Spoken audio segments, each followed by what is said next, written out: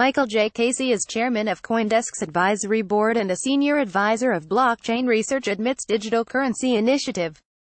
Even before the questions began, one early image from Mark Zuckerberg's congressional appearance confirmed that the hearing would focus on all the wrong things. The crush of photographers clamoring for a shot of the Facebook CEO was a reminder that congressmen would frame their inquiry into the social media platform's use and abuse of its users' data around the man himself. "We have been hurt, goddammit. We must find the villain and make an example of him. These people need a consensus mechanism."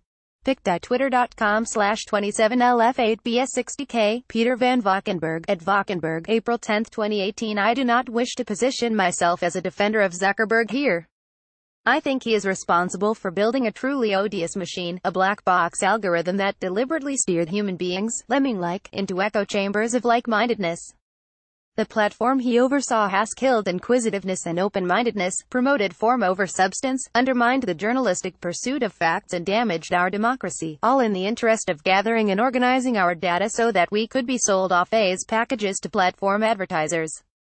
My point is simply that, if not Zuck, someone else would have made a business out of user data in the same way. Unless we fix the underlying problem, someone else will do it.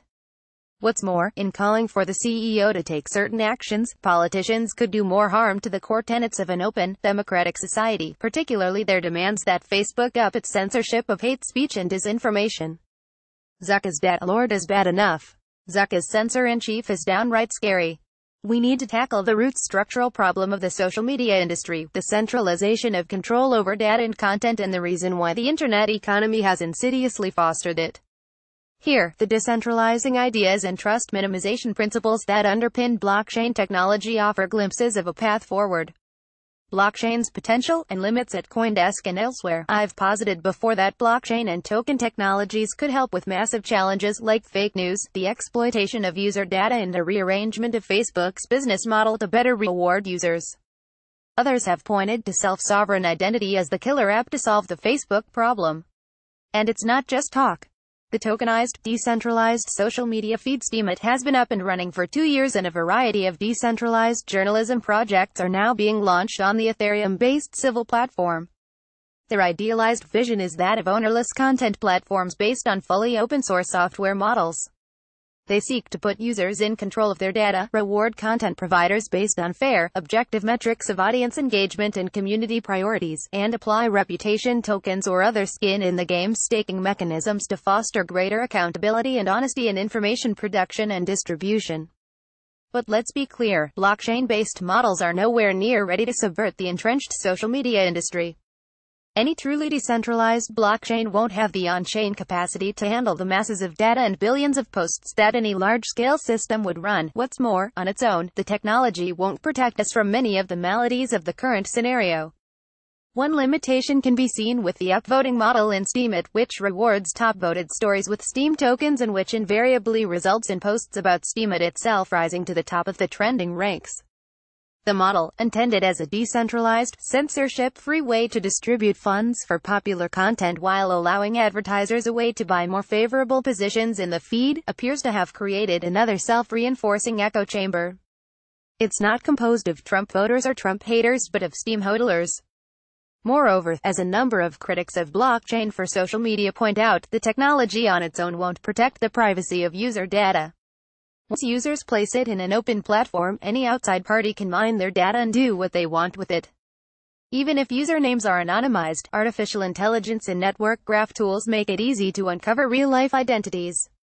Yet, as with much criticism of blockchain proposals, these objections make the flawed assumption that the technology is static, that innovative ideas aren't being put to work on solutions, when there's clearly a massive hive mind of invention underway.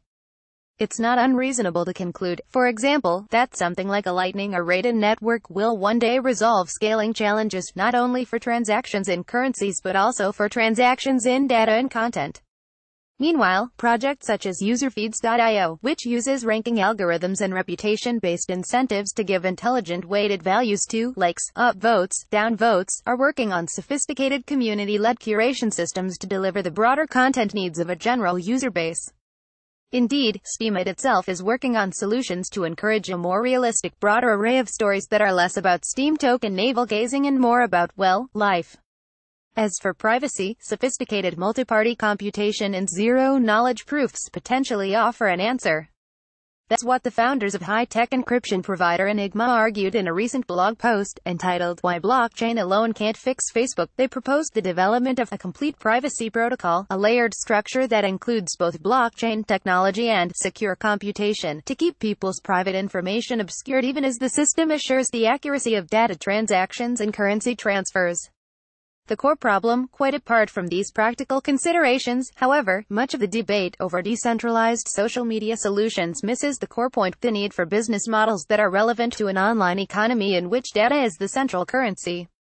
Blindly believing we were getting services for free, we've been paying the biggest internet companies for years, handing over troves of valuable data and then losing control over it as it disappears out of sight and is transformed by the platform's secret, proprietary algorithms.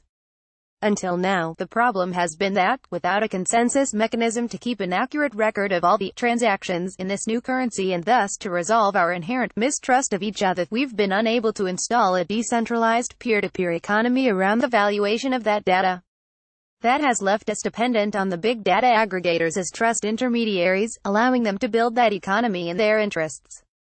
Quite apart from their public profile as social media, search or e-commerce companies, the Facebooks, Googles and Amazons of this world are in the business of data aggregation, valuation and repackaging. The first step in reducing the power of these internet behemoths, then, must be to use the kind of decentralized trust models that blockchains enable to make their data aggregation monopolies redundant. Yes, centralization is more efficient than decentralization and, yes, economies of scale tend to foster monopolies in capitalist economies. But if communities of internet users have less need for centralized trust intermediaries, they can start extracting value from peer-to-peer exchanges of data. That in turn opens the door to new enterprises to compete for those users' business by offering useful services that let people build meaningful and fulfilling lives online while retaining control of their data. If we want to solve the Facebook problem, merely pointing blame at a millennial tech mogul isn't enough. We must build a new online architecture that contends with the fundamental problem of human mistrust in the digital age. Facebook headquarters image via Shutterstock. The leader in blockchain news, CoinDesk is a media outlet that strives for the highest journalistic standards and abides by a strict set of editorial policies. CoinDesk is an independent operating subsidiary of Digital Currency Group, which invests in cryptocurrencies and blockchain startups.